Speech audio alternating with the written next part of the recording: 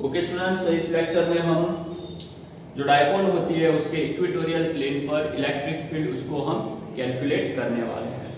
तो सबसे पहले हम अपनी डायपोल को बना लेंगे। ये हमारी डायपोल होगी, इसको हम बोलेंगे प्लस क्यू और इसको हम लिखेंगे माइनस क्यू।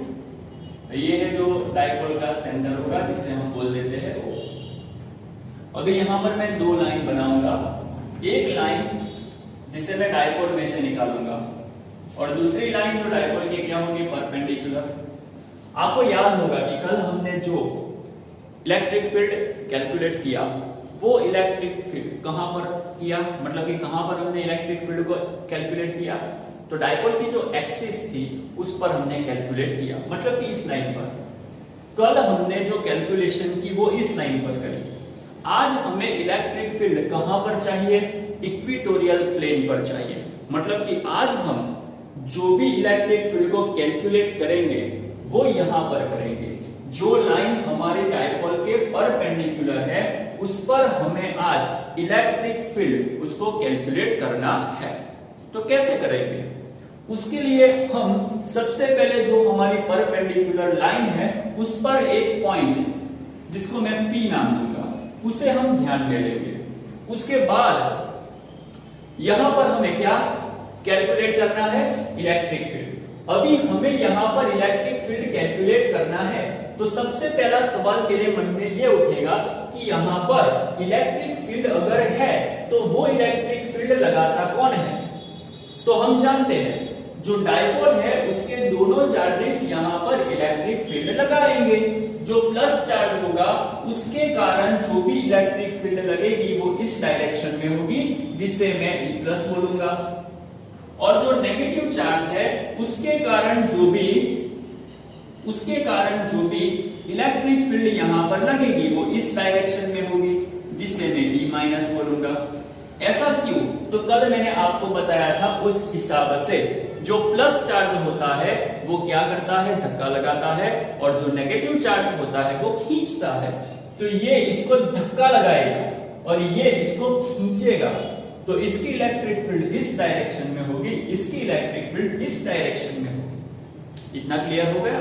दूसरी बात, कल मैंने आपको एक इक्वेशन के बारे में मैंने आपको डिस्कस किया था, उसमें हम क्या बोलते हैं, इस इक्वेशन में जो Q होता है वो मैग्नीट्यूड होता है। किसका मैग्नीट्यूड, उस चार्ज का मैग्नीट्यूड जो इलेक्ट्रिक फील्ड लगाता है।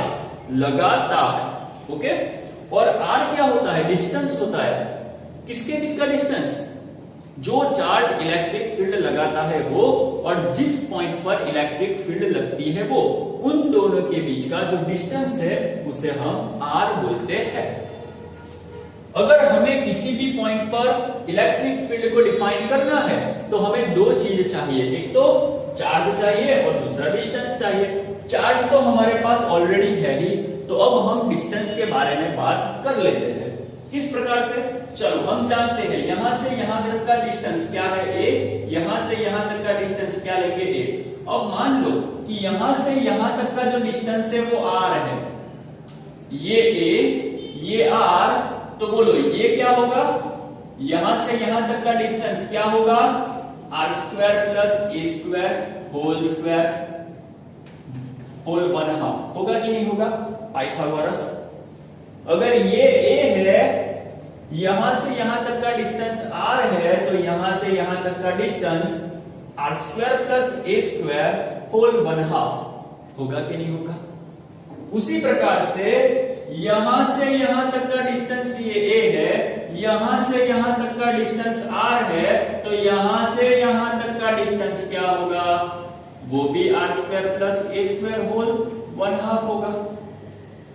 तो इस प्रकार से हमने जो हमारे चार्जेस है और जो हमारा पॉइंट है उन दोनों के बीच का जो डिस्टेंस है वो हमने डिसाइड या फिर डिफाइन कर लिया। तो अब हमारे पास चार्जेस भी है, हमारे पास डिस्टेंस भी है, तो अब हम आसानी से इलेक्ट्रिक फील्ड उसको कैलकुलेट या फिर डिफाइन कर सकते हैं। तो शुरू करते हैं, सबसे पहले हम E प्लस को डिफाइन करेंगे। चलो, इलेक्ट्रिक फील्ड को डिफाइन करने के लिए जो K है वो तो कांस्टेंट है, वो तो ऐसा ही रहेगा, तो मैं K ऐसे ही लिख देता हूं। उसके बाद लिखना पड़ता है Q। Q क्या होता है, जो चार्ज इलेक्ट्रिक फील्ड लगाता है। E प्लस कौन लगाता है? तो क्या प्लस क्यू लगाता है। तो हम यहां पर लिखेंगे क्यू। क्यू किस लिए लिखा?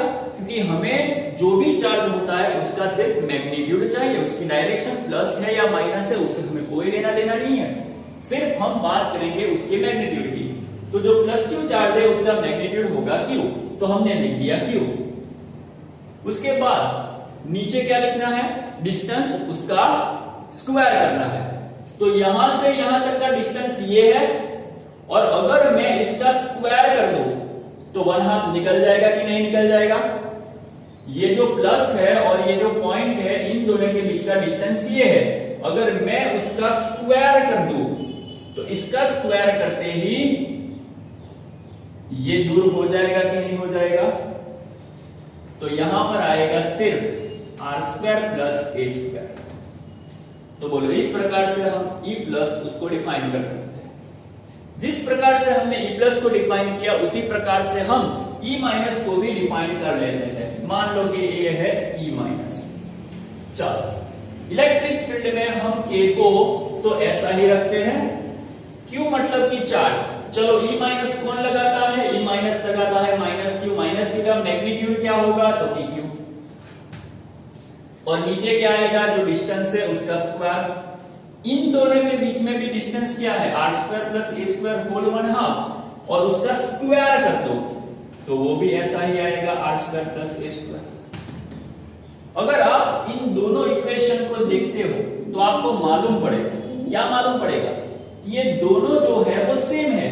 E प्लस और E माइनस दोनों के इक्वेशन तो सेम ही आए, तो हम आसानी से लिख सकते हैं। क्या लिख सकते हैं?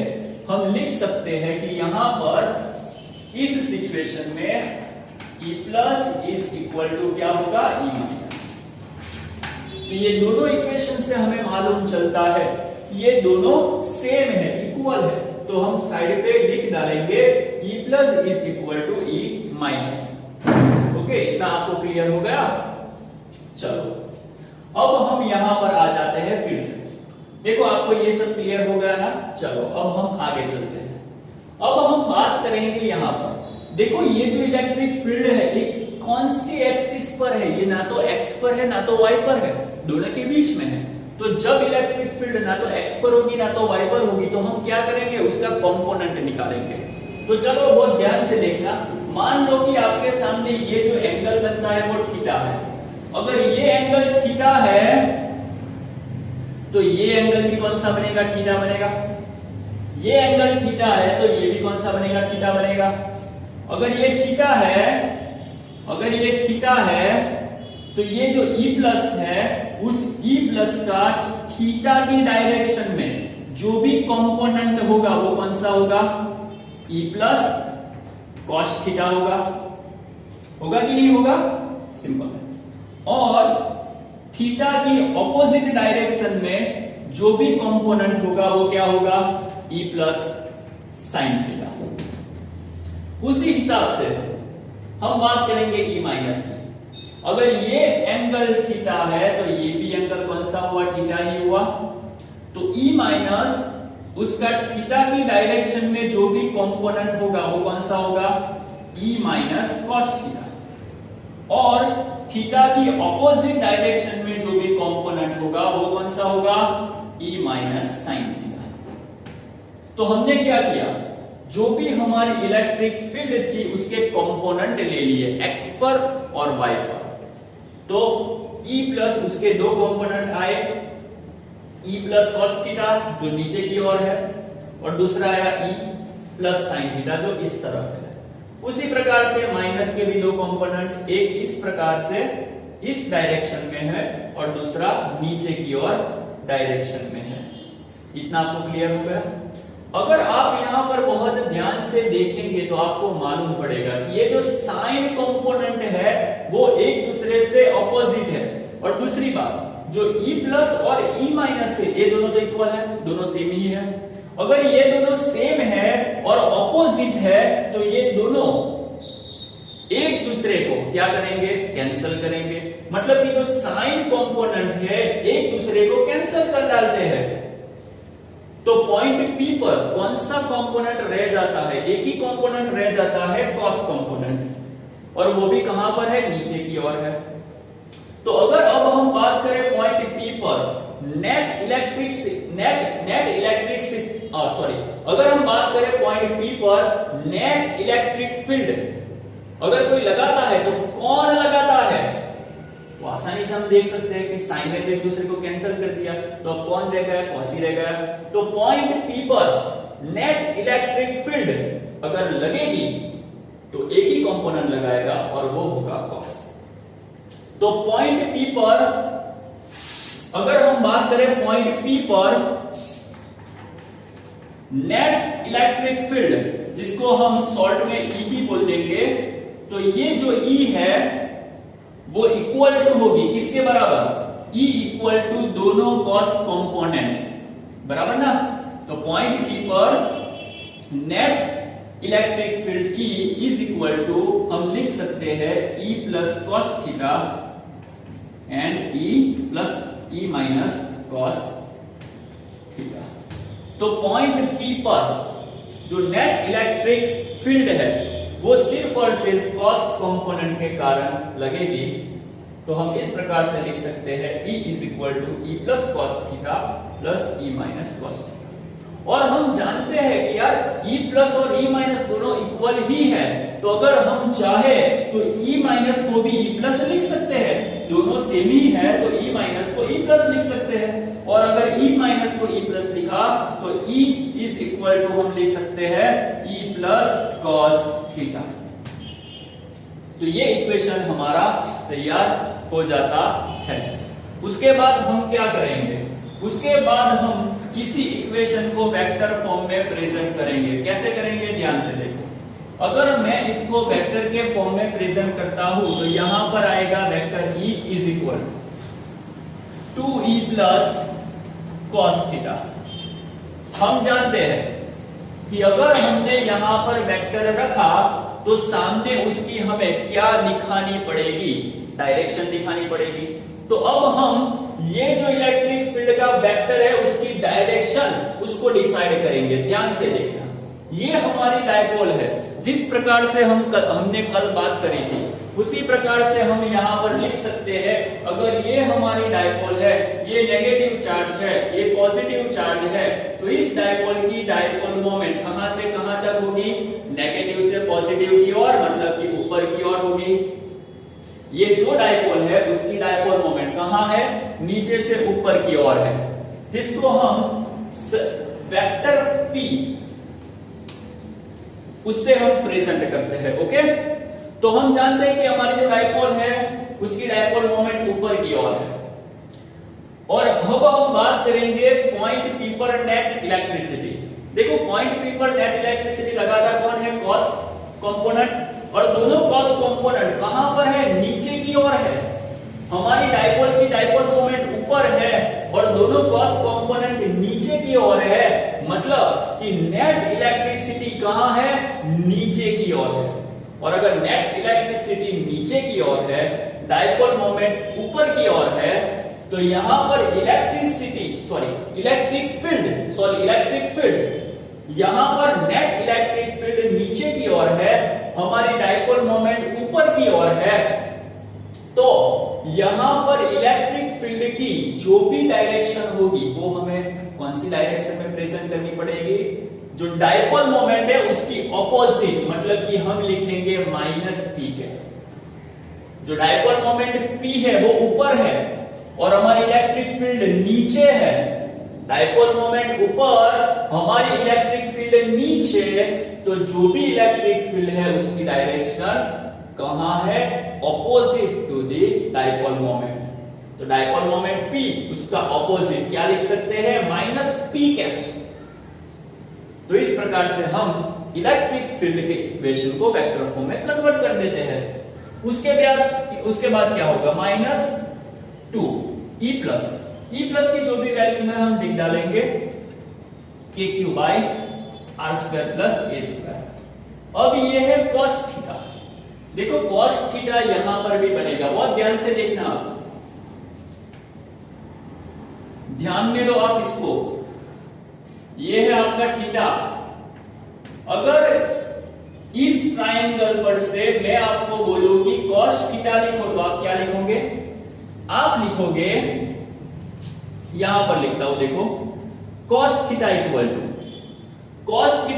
टू a बाय, बोलो a आएगा कि नहीं आएगा? तो cos theta equal to a और उसके नीचे क्या आएगा? ये मतलब कि उसकी वैल्यू कितनी है? R square plus A square whole 1/2। तो इस ट्रायंगल पर से आप cos थीटा लिख सकते हो a और उसके नीचे R square plus A square whole 1/2। तो ये आपका cos थीटा हो गया। इसको मैं बॉक्स बना लेता हूं और इसी cos थीटा की वैल्यू हमने यहां पर रख देनी है। तो cos थीटा हम लिखेंगे a और नीचे लिखेंगे R square plus A square whole 1/2 और p cap as it is हम उसको रख देंगे। अब कैलकुलेशन को और आगे बढ़ाएंगे। -2 k q, ये a है, p कैप नीचे। अगर हम इसका कैलकुलेशन करें तो क्या आएगा? R square plus A square, R square plus A square, R square plus A square. यहां पर कुछ नहीं तो एक माना जाता है, 1 और 1/2 दोनों मिल जाते हैं तो क्या बनता है? 3/2। तो आपको वेक्टर ऑफ E इतना मिल गया। अभी हम इसमें और क्या चेंजेस ला सकते हैं? याद करो कल हमने डाइपोल मोमेंट के बारे में बात करी थी और हम जानते हैं कि डाइपोल मोमेंट कितनी होती है? डाइपोल मोमेंट होती है दोनों चार्जेस में से किसी एक चार्जेस का मैग्नीट्यूड और उसे मल्टीप्लाई करो। किससे मल्टीप्लाई करो? दोनों के बीच का जो डिस्टेंस होता है उससे। ए टोटल डिस्टेंस कितना? 2a। तो dipole moment P is equal to Q into 2a। और अब आप यहां पर देखो, ये आपका Q है और ये आपका 2a है। Q और 2a इन दोनों को मिला दो तो क्या बनेगा? P बनेगा कि नहीं बनेगा? तो इसी इक्वेशन में माइनस एज इट इज रखेंगे, k को एज इट इज रखेंगे, लेकिन 2qa इन तीनों को जोड़ लेंगे और उनको बोलेंगे P। साइड में P cap as it is, यहां पर R square plus A square whole 3/2। तो ये आपका इलेक्ट्रिक फील्ड, उसका इक्वेशन आपको मिल गया। अभी हम बात करेंगे, अगर यहां पर जिस तरह हमने कल बात करी थी, हमने बोला था कि if r is very very greater than a, अगर r a से बहुत ही बड़ा है तो क्या हो सकता है? r की वैल्यू अगर a से बहुत ही ज्यादा बड़ी है तो हम यहां पर a को r के सामने क्या कर डालेंगे? इग्नोर कर डालेंगे। तो अगर हम बोले कि r is very very greater than a, तो यहां पर r के सामने हम a को इग्नोर कर डालते हैं तो क्या होता है? देखो, तो हम लिख सकते हैं E is equal to minus KP P cap. अभी नीचे हमें क्या करना है? r is very very greater than a, तो हम r स्क्वायर के सामने a स्क्वायर को इग्नोर कर डालेगा। इसको इग्नोर कर डाले तो क्या बचेगा? नीचे बचेगा r स्क्वायर और होल 3/2। 2 तो कैंसिल हो गया, 2 तो कैंसिल हो गया, तो बाकी क्या बचा? Minus K p cap by r cube. दूसरी बात, minus as it is, K as it is, p and p cap इन दोनों को अगर मिला लिया जाए, तो बोलो सदिश मतलब कि वेक्टर पी लिख सकते हैं कि नहीं लिख सकते? नीचे आर क्यूब। तो ये जो इक्वेशन मिला वो आपके इक्वेटोरियल प्लेन पर कोई भी पॉइंट हो उसका इलेक्ट्रिक फील्ड का इक्वेशन मिल गया। तो इस प्रकार से आप डायपोल की परपेंडिकुलर लाइन पर जो P पॉइंट बना है उस P पॉइंट पर इलेक्ट्रिक फील्ड निकाल सकते हैं। तो क्लियर हो गया? अब इस प्रकार से इलेक्ट्रिक फील्ड मिलेगा। देख लो एक बार ध्यान से।